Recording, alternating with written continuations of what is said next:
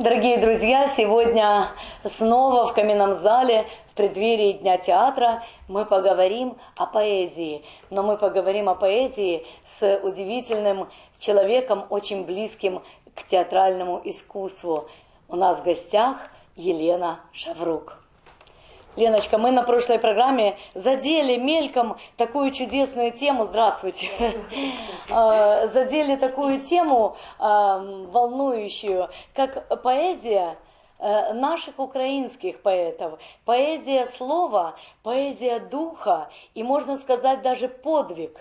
Гражданский подвиг этих людей, которые жили 100 лет назад и которые создали те произведения, которые и сегодня звучат невероятно свежо и невероятно актуально. Итак. Я прежде всего хотела поговорить о двух поэтах, величайших поэтах. Очень точно было сказано, что их подвиг, гражданский подвиг. Дело в том, что поэт всегда ставит перед собой высокую планку поменять окружающий мир. И вот есть два великолепных, знаковых поэта украинских, это Олександр Олесь. Почему я его выношу вообще на передний план? Это наш лирический Достоевский. Ни много, ни мало. Это наш лирический Достоевский. Смело. Да, и за обсягом творчести, точнее не скажу, вот есть вот слова, значение которых приобретает свои нюансы. Вот обсяг творчести, весь объем сделанного. У него и великолепнейшая драматургия, и стихотворения, и публицистические стихи, гражданская позиция, его никак нельзя было сломить. Эпиграфом к его жизни, эпиграфом в его борьбе можно передать его же строчки. «Демократизм, що з хамством нашим зрісся, не виведе нас з нетрів на узлісся. Міщанство наше, що вросло нам в душі, останні людські пориви в нас душать».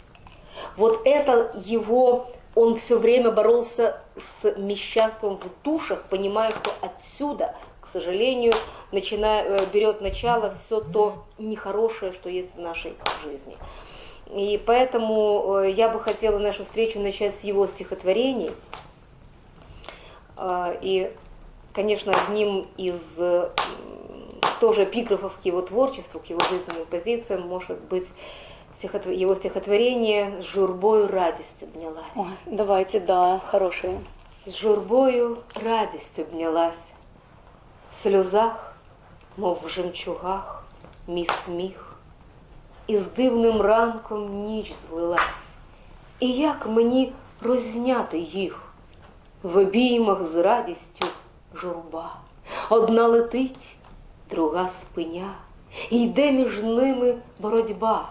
І дужчий хто, не знаю я». Когда наступает революция, Олександр Олесь приветствует ее, у него даже воля сниться может. И, но всегда революция, кучу надежд, море конечно. Всевозможных мечтаний, которые вот-вот воплотятся, вот все изменится к лучшему.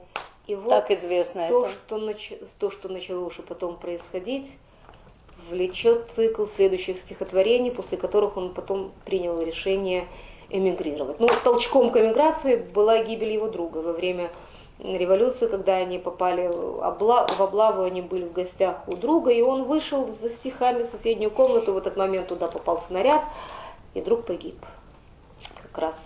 И это была последняя капля для Олександра Олеся. Ну а до этого рождаются такие строки. «Весна йшла, дерева шумом крила, революційний гімн на вулиці лунав, моя ж душа спустила весла крила, і я мовчав. Весна йшла, не віяло любов'ю, житами, квітами, теплом, несло відкіль людською кров'ю, злом». И буквально в стык идет четверостишье, даже троестишье. «О Боже мій милий, пошли мені розум, Пошли мені серце, пошли мені душу, щоб добре любила і коїть не вміла ніякого зла. Это внутреннее переживание человека-поэта, внутренние переживания человека-патриота, они не складывались в одну картину с тем, что он видел на самом деле. То, что он предполагал, оно не свершилось. И его душа не принимала то, что пришло. А прийшло следующее. Щоденно ворони летять, щоденно ворони кричать. Там спалили, там убили, там забрали, посадили, осліпили і згноїли.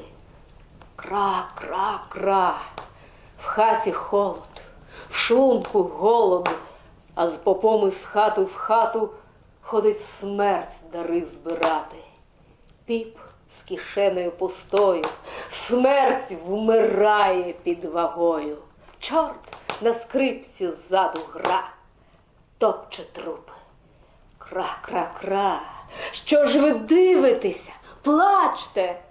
Чорні ворони, не крячте, ми оглохлі, ми глухі. Як же стали ви такі? Нас дурманом напоїли, в наші вухи цвяшки вбили, наші голови скрутили і такими жить пустили. День ми днюєм, ніч ночуєм, все ми бачим, а не чуєм. І ніяк ми не згадаєм, що створилось з нашим краєм. І не знаєм, божевільні, чи в неволі ми, чи вільні. Якщо вільні, нащо військо, що в кишені, як нозвисько, а не вільні? Чом до січі нас уже ніхто не кличе? Нагло ворони знялися, буйним криком залилися. Кра-кра, вільні, кра-кра, вільні, божевільні, божевільні.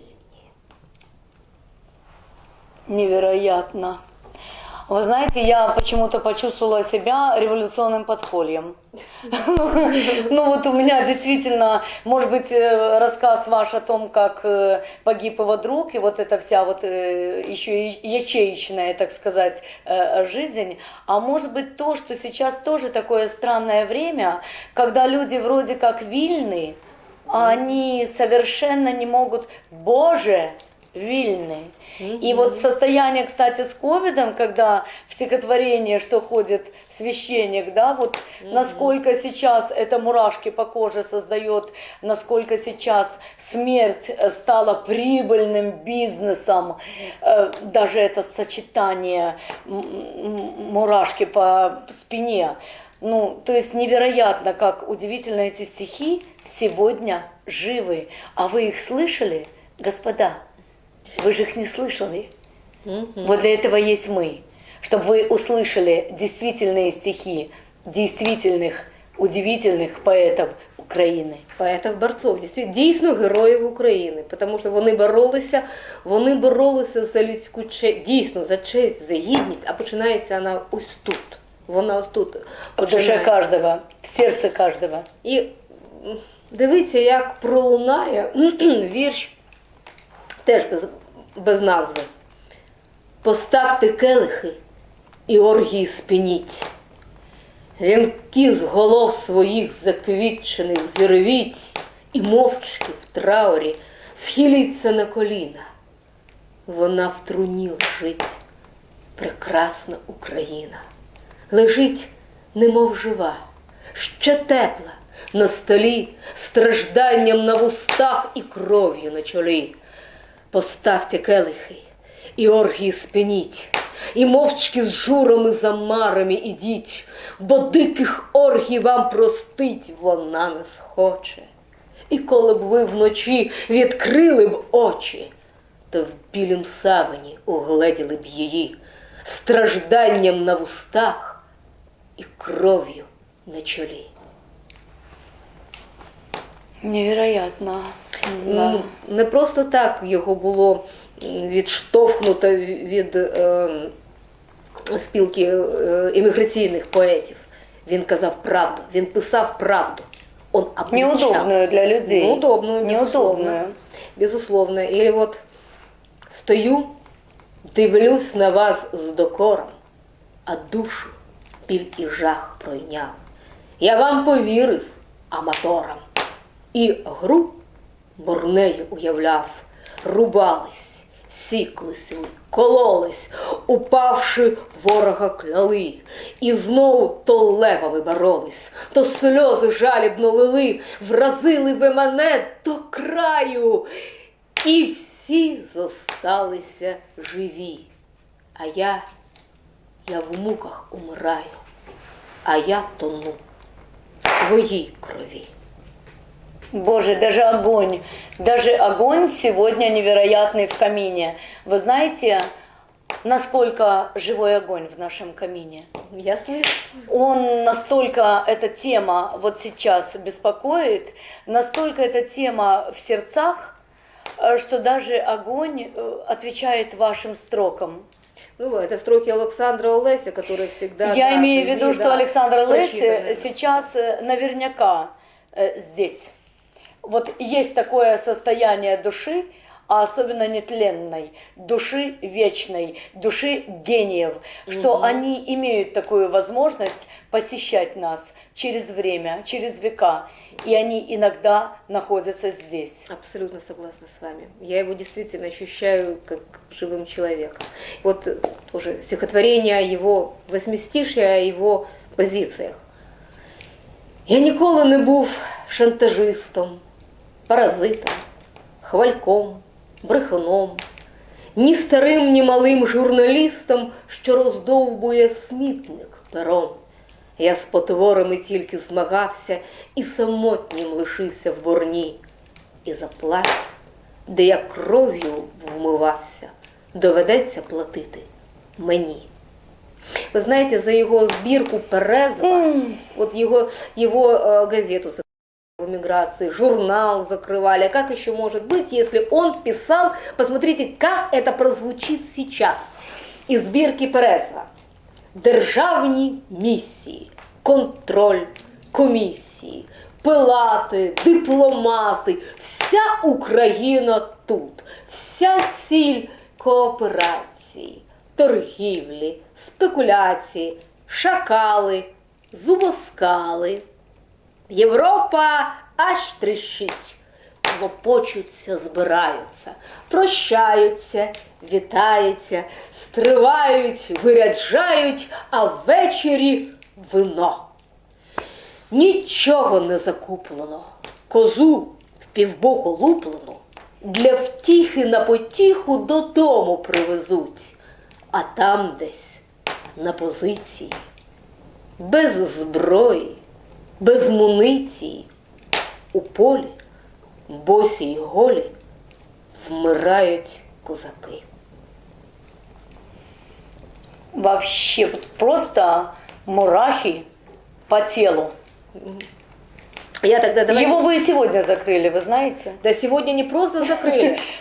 Я навіть українською мовою, щоб почули усі, навіть ті, хто якось так Не розуміє на другий. Да. Щоб було цікаво, я ставила уривок п'єси Олександра Олеся «Карпенко-Карахо».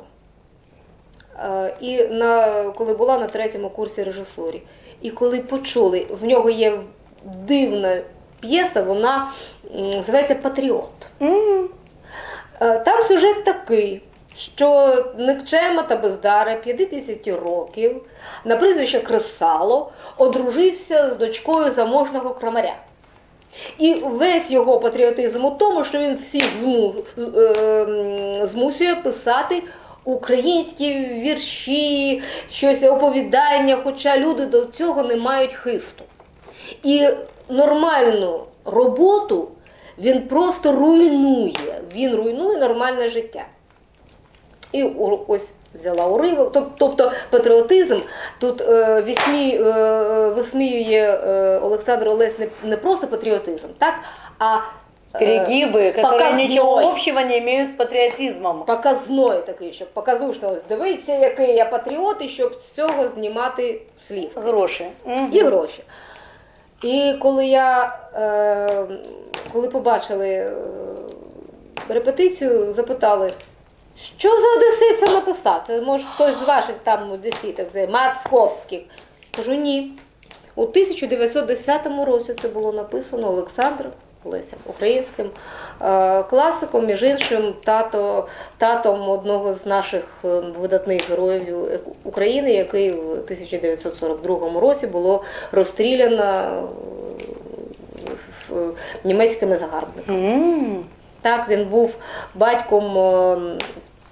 Героя Советского Союза? Нет, не героем Советского Союза, нет, у него был очень известный Ольжич, Олег Ольжич, це його син.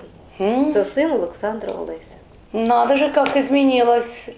Ну, Олег Ольжич, он не был на стороне фашистских захватчиков. Не был. Нет, он был арестован, и он был ими угроблен, грубо говоря. И он никогда не входил ни в состав ни Нахтигаль, ни бандеровских объединений. Он был действительно достойным сыном своего отца. Он был патриотом Украины. И ось я хочу без перерыва прочитать несколько стихотворений из его сбирки «Перезва». Они короткие и такие внушительные. Мощные, да. Да, короткие. Історія повторяється. На місце міністра фінансів колись осла дивака посадили. Корови зі сміху за боки взялись. Сміялись бики до знесили. А в нас, подивіться, усе навпаки. Замовкла зелена діброва, голосять телята, сумують бики, і диха на ладан корова. Вони зійшлися, небараки, щоб всім єдиним фронтом йти. І перегризлись, як собаки, пересварились, як хорти, і розповзлися знов, як раки. Горіла хата. 3 брати скажено гризлись, як харти. Один есером здавна звався, ездеком другий величався, а третій брат був хлібороб і демократ. Мені гасити, всяк кричав, на це я маю більше прав.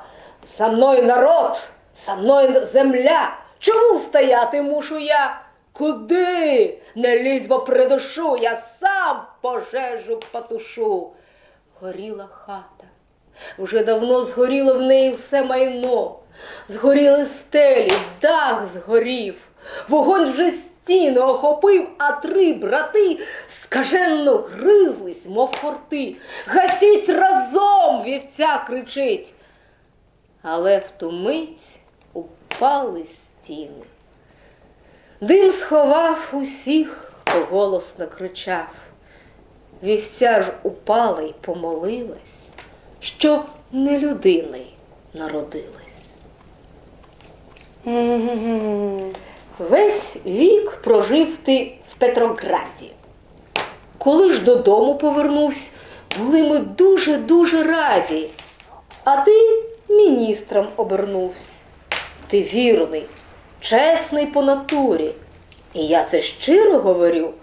Служив ти правдою царю, був вірним гетьману, Петлюрі, і будеш вірним взагалі усім владикам на землі. Чудесно. Да.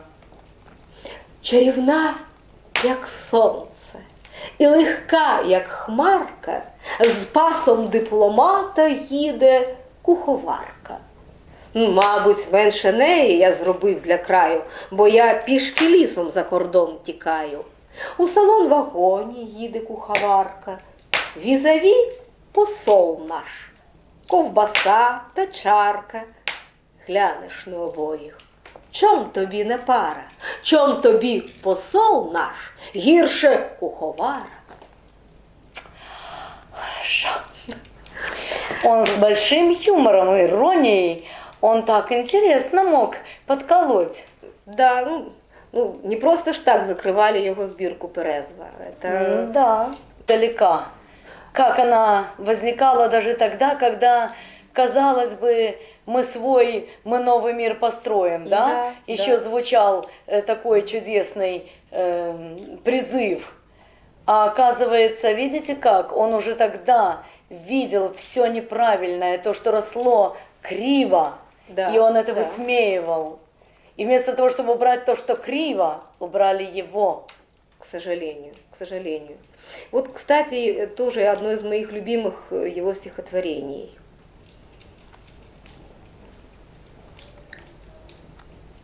Таке життя, отак справдились мрії. І на пісні передчуття, як світ прекрасного життя, що тільки в снах дитячих мрій. Війна, насильство, зрада, кров мене каміннями зустріли, впілися в мозок і серце стріли, і з верхогір я вниз пішов, пішов туди, де регіт дикий душив ридання, стогін, крики, і скрізь туман я вгледів там, як плакав Бог, безсилий сам, і Бог обняв мене крилом.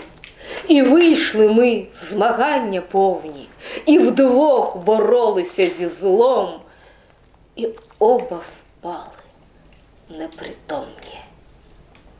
Ох, даже огонь вот подтвердил состояние накала, внутреннего накала этого поэта.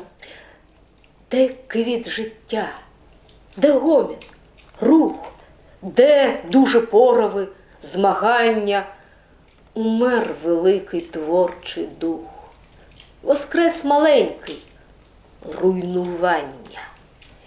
Людство втомилось в боротьбі, ще здібно вдарити, розбити, але не здібне щось створити, нічого кращого собі. Міцніші слабких переб'ють, згризуть залізними зубами, пороблять рештки їх рабами і в ядра скриці закують.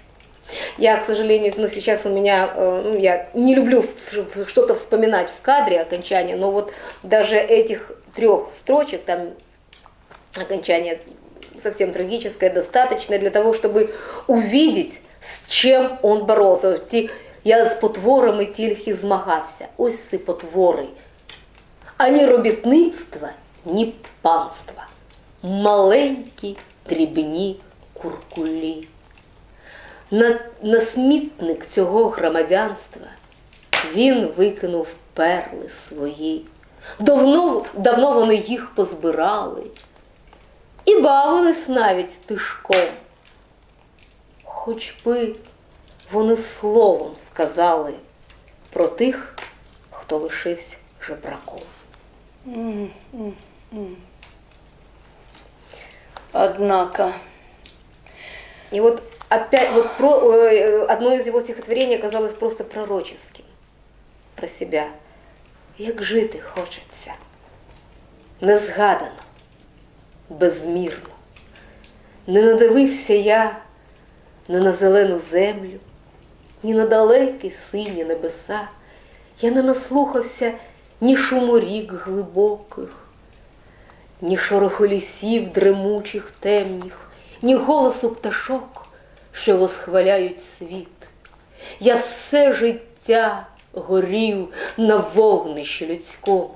Я все життя збирався тільки жити, дивитись, слухати і пити нектар із келиха краси. Вы знаете, волшебная сила слова. Я сегодня утром именно это думала, конечно, не в стихотворной форме, как Олесь, но думала именно это и именно об этом. Вся жизнь в борьбе, а жить и не успела.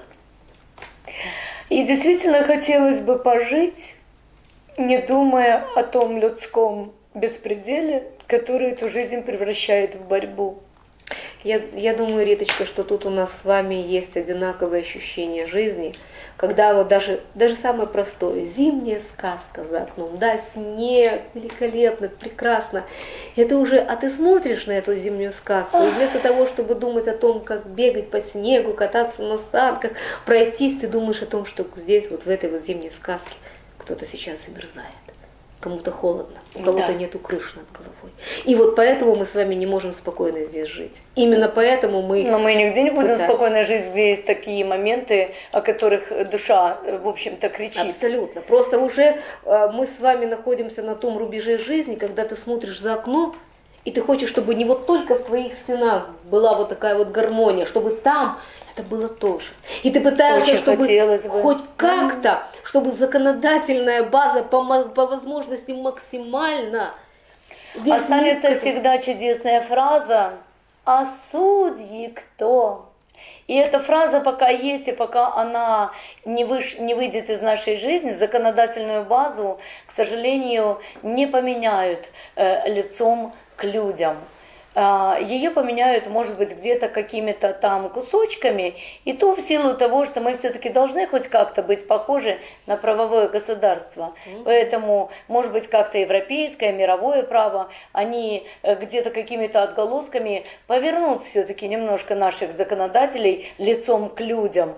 Но это такая маленькая мелочь, которую все остальное мы, конечно, можем уже просто, как это сказать, мы можем это все от себя додавать, своим творчеством, своим желанием привнести что-то хорошее в эту жизнь, творчеством тех поэтов, о которых мы можем рассказать.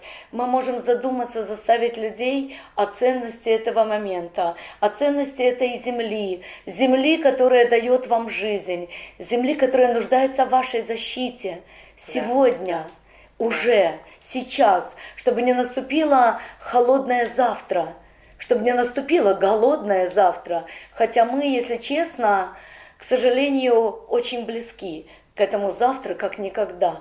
Несмотря на то, что у нас самый большой процент миллиардеров в мире, несмотря на то, что у нас кофе стоит дороже, чем во Франции. Ну, как-то ми странно живемо. Маленькі дрібні куркулі. Вони лишаються дрібними, навіть коли в них є мільярд. Тому що вони маленькі, дрібні куркулі. Вот видите, как, их как фантазия, живые. Да, и фантазия дальше золотых унитазов не идет. Вот это, я надеюсь, что это как раз время такой пены. Может быть, все-таки оно минет. И мы сможем... Я верю в то, что оно минет. Иначе бы мы просто не собирались здесь, иначе бы мы просто не взывали. Потому что очень много людей, которые тратят свои действительно миллиарды, и Рита, вы их собираете вокруг себя, таких хороших людей, которые тратят свои деньги на благотворительность, на искусство, на то, чтобы делать мир гармоничнее. Мы никогда не должны забывать фразу «нищета порождает чудовище». И для того, чтобы этого не происходило, эти люди тратят себя, свои ресурсы материальные и моральные, тратят на преображение. Хотелось бы, чтобы этих людей было больше. Хотелось бы, чтобы среди власть придержащих были и власть имущих были наши, скажем так, единомышленники. Хотелось бы, чтобы нас поддерживали, пока мы живы. Да. Потому что самое важное при жизни получать поддержку и при жизни увидеть трудов твоих плоды. И это очень важно. Для любого поэта, для любого творческого человека это очень важно.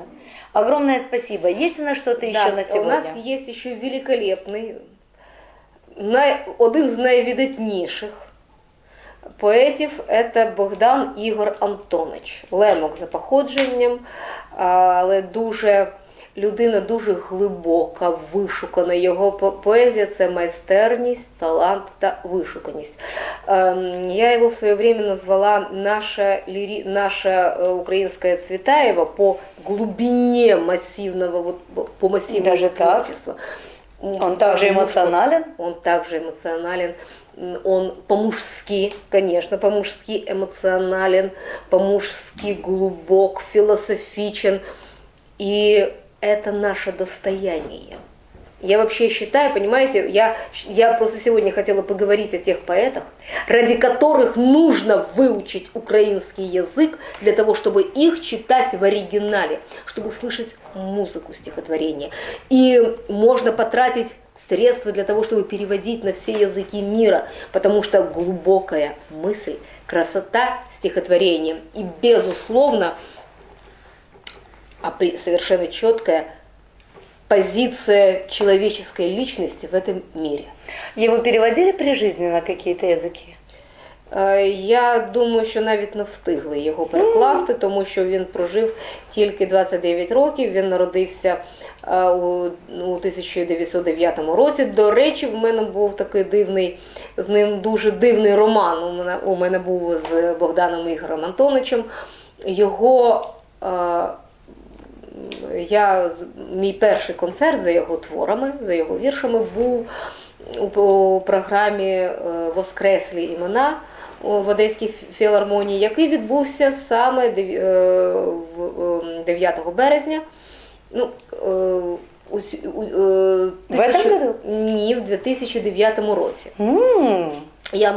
Я може погано пам'ятаю саму дату, але це була саме дата, так випадково відбулося. Действительно.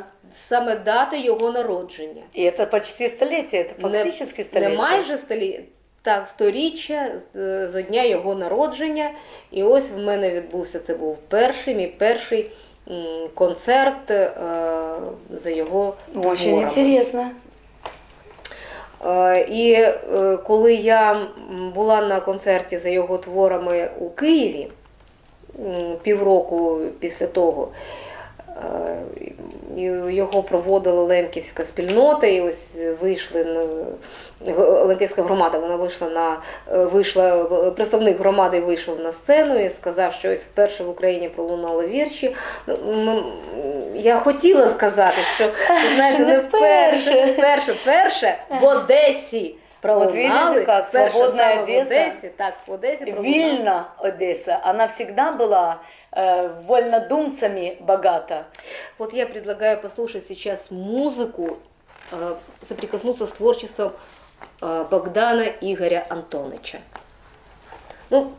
Я начну, с хрестоматийного стихотворения, но послушайте эту музыку. Музыка слова. Вишні. Антонич був хрущем і жив колись на вишнях. На вишнях тих, що їх оспівував Шевченко. Моя країна зоряна, біблійна і пишна, квітчаста батьківщина рощі й соловейка, де вечори з Євангелії, де світанки, де неба сонцем привалила білі села, цвітуть натхненні вишні кучеряво й п'янко, як за Шевченка поють пісню хмелем. Весна.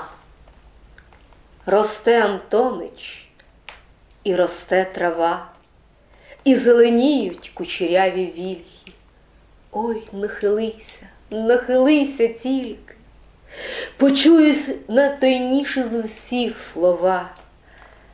Дощем квітневим весна, не тривож, хто стовк, мов дзбан скляний, блакитне небо, хто сипле листя, кусня скла на тебе, у решето зловити хочеш дощ.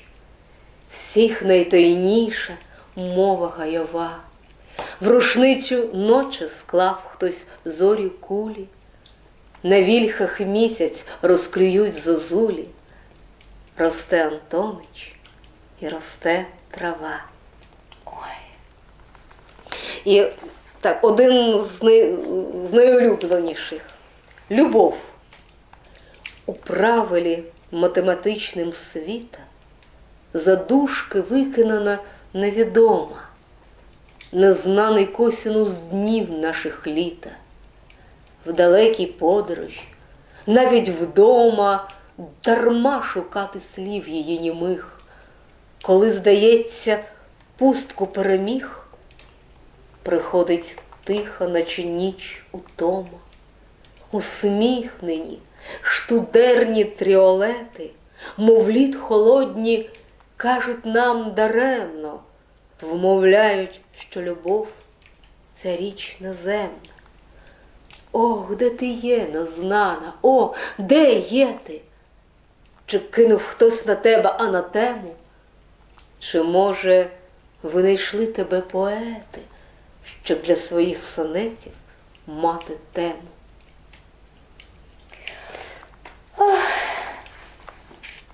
Можно было бы влюбиться в этого человека.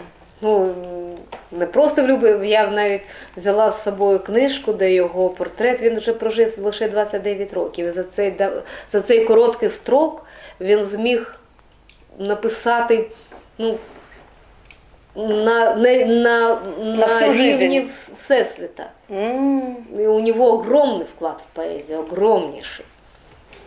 Фіялки й телефонна трубка заворожливим сяйвом кличе, і місяць, мов червона губка, зминає попіл дня з обличчя. Слимак зебену, темна мушля, і вуха ночі лійка чорна, і пахощі духмяні душець, мов пальці на кларнеті горла. З очей фіялок смутком кришиш і пригощаєш, сестро рання, простягнуті долоні тиші над нашим вічним проминанням. Ох, красиво. Пісенька до сну. Не думай, спи. Думки – отрута щастя. Цвітуть дві тіні, дві лілеї чорні. Не думай, спи. До всіх скорбот причасний, і так усього в думці не обгорнеш. Прощаючись із спогадом останнім, що тінню вихилився з-за мари краю, в останньому марнотравстві почуваннів кохання вицвеле знов прикликаєш. Це правда зле, що покохав занадто, заміцно, зарозтратно. Захват ясний в екстазу чорну, ночі не міняти у сни. Чи то життя, чи лампа гасне? Здорово. І вірш один теж з найулюбленіших, тому що ось тут починається його громадская позиция, его гражданская позиция просто. Потому что у каждого человека вот есть... Он должен созреть. Да, и свое место, свой посыл во внешний мир. Заснули люди в чорнім місті, під ковдрами ліліють сни. Твоєї мрії не помістить цей світ, безкраїй та тісний.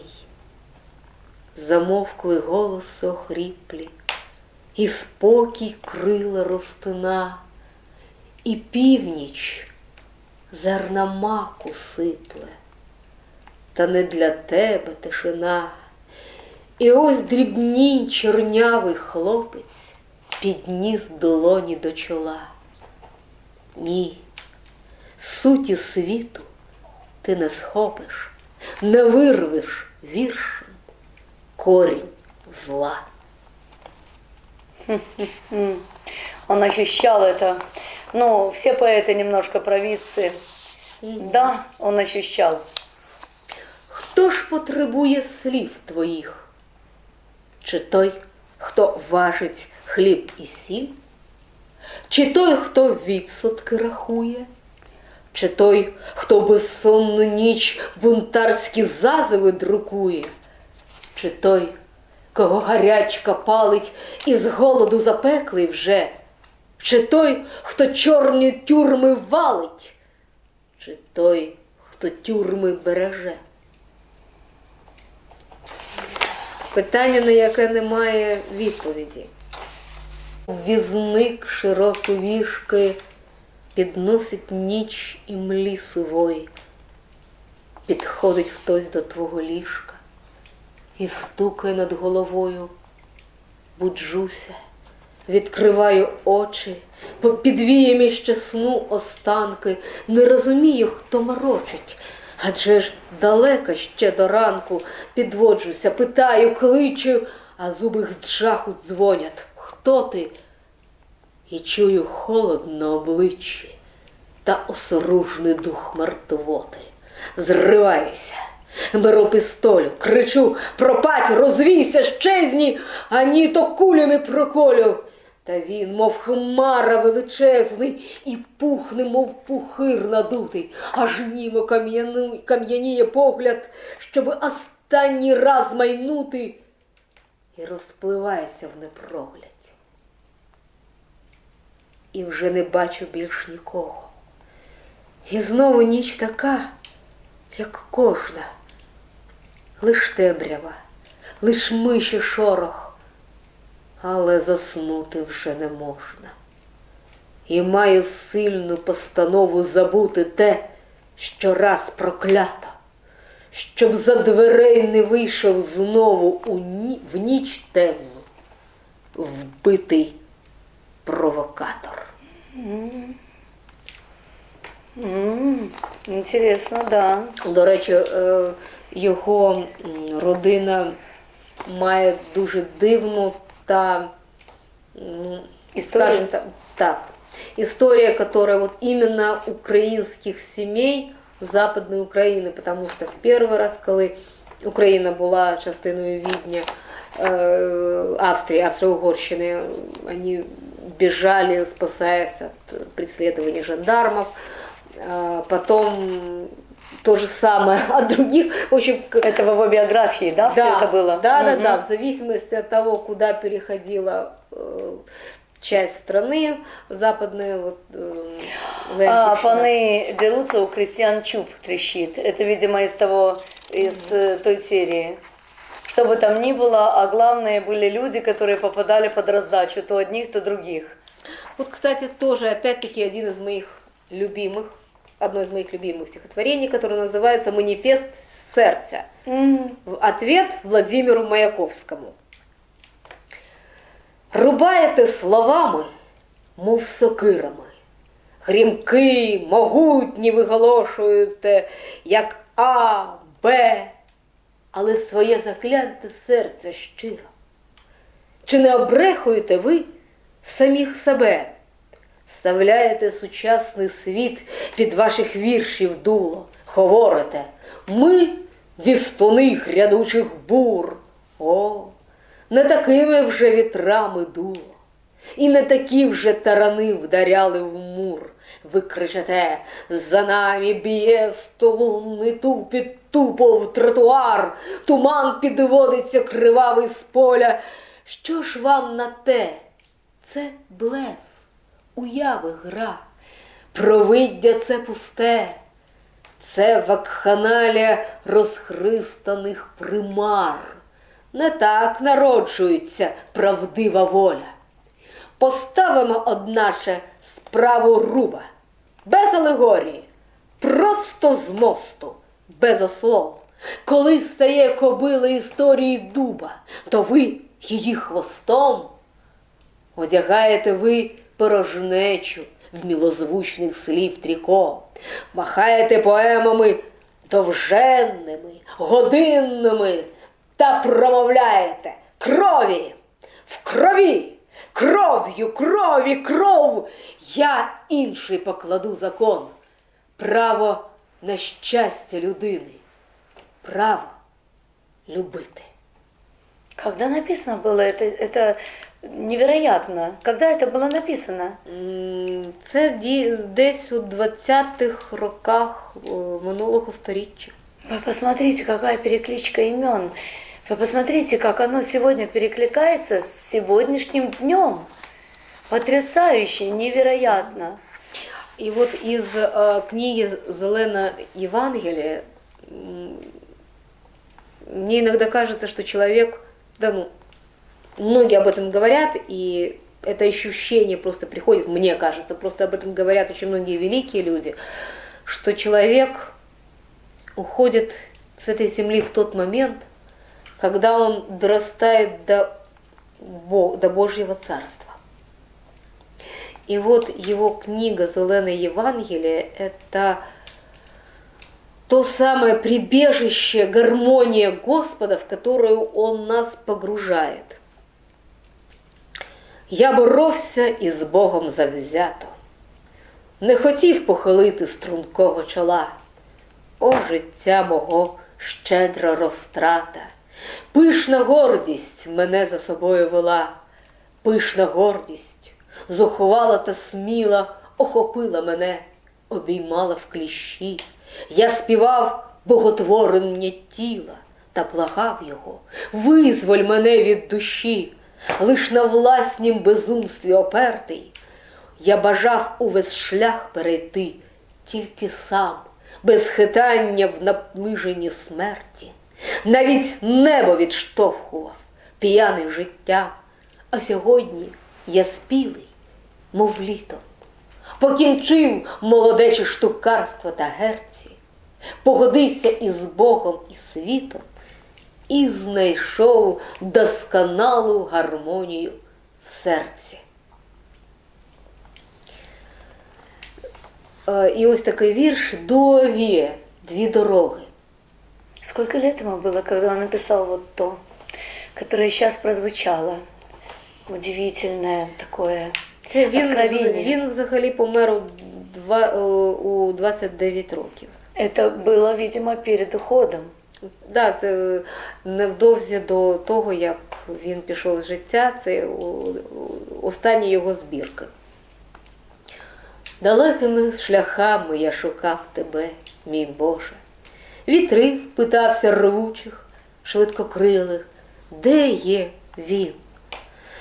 Даремно думав, що на тугу мудрість книг поможе, що заспокоїть, що вдоволить спраглий серця гін. Питався за тобою всяких стрінутих людей, та всі вони мені тебе не показали. Шукав тебе в низинах, в горах, на шпилях надей, в курній мужицькій хаті і в гладкій балевій залі, у тьмяних сутінках пропилених бібліотек, у буквах та чітких старого фоліяла, що їх писав монах, учений грек, та в них лиш цвіль минулого дрімала. І не знайшов тебе, дарма шукав хоч тільки змоги, щоби побачити твою присутність. Всюди темно, не знав, що розминулись поруч дві дороги. Ти теж шукав мене в моєму серці. Теж даремно. Ах, невероятно. Вы знаете, у меня возникла мысль, что поэты все-таки не имеют возраста. Вы знаете, настолько зрелые стихи, что если бы мне сказали, что этому человеку было 85, они были бы реально настолько зрелые, как может пережить человек свою жизнь, как может ее осмыслить, как может ее чувствовать и как может ее уже понять. Вот настолько же зрелые были эти строки. Да. Невероятно. И невероятно, что их писал молодой человек. І ось вітер століть. І віє вітер від століть, крилатий, вільний і невпинний. І вчить свободі, тузі вчить за чимсь крилатим і незнаним і нестримним. І промовляє нам, прибитим, на зриви втрачених намарне, що вже ніяк життя спинити, і що життя – це не казарма. А ось такі строки. Закінчений концерт, лиш відгомін, омана. Кінець усього смерть, таємна та незнана. І радісне, і сумне минає, як примара. Вже Бог кладе мене, мов скрипку, до футляру. Закінчений вже спів, уже струна не грає, несказане цих слів, хай серце доспіває. Щоб серце доспівало, його ти перемій. До щастя треба мало гармонії. Амінь. Невероятно. І я б хотіла Да, закінчити завершення, цей да. блок його стихами в одну і дві строчки. Угу. Тиша – це мова, якою говорить з людиною Бог. Сідаємо в човен, поїдемо в подорож навколо наших сердець. Можливо, відкриємо нову, незнану землю. Здорово. Риточка, я очень благодарна вам за то, что вы дали возможность высказаться этими стихами. Я думаю, что благодарны Чтобы- вам и мы, и все, кто будут это слышать и слушать, и смотреть, потому что они откроют целый мир, который вы сегодня нам подарили. Огромное спасибо. Удивительные поэты прошлого, которые могут в будущее, благодаря тому, что вы сегодня это нам озвучили, передать свой посыл, свою мысль. Думайте, господа, есть о чем. С нами была Елена Шаврук и Рита Колобова. До новых встреч, друзья! Спасибо.